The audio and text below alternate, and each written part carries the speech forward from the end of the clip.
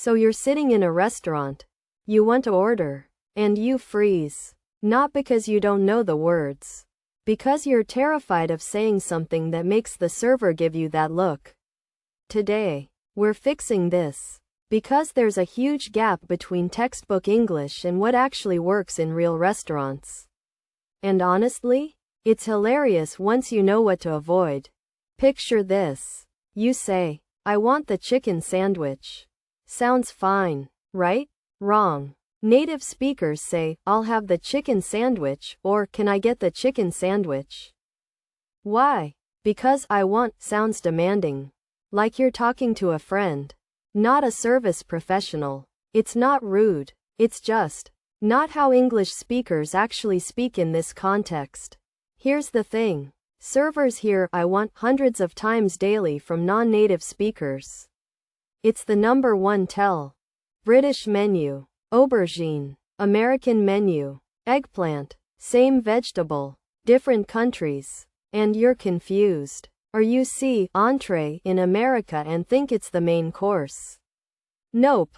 In France, it's the starter. In America, it's the main. Plot twist. Knowing these differences makes you sound incredibly educated.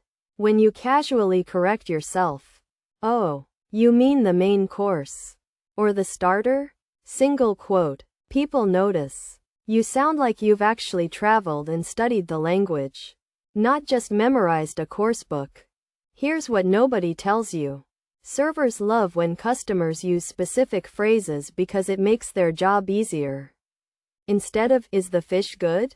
Single quote. Which is vague and puts them on the spot. Try, what's your personal recommendation for the fish? Suddenly, you're not demanding an opinion. You're asking for their expertise. They light up. They give you the real information. Seasoning level. Portion size. How fresh it is today. It's the difference between getting served and being genuinely helped. Another golden phrase? Could I get that on the side? Instead of just, no onions. No dressing. It sounds polite, professional. And guess what? Your food comes exactly how you want it because you weren't demanding. You know those words you've been pronouncing the correct way your whole English learning journey? Levain instead of leva.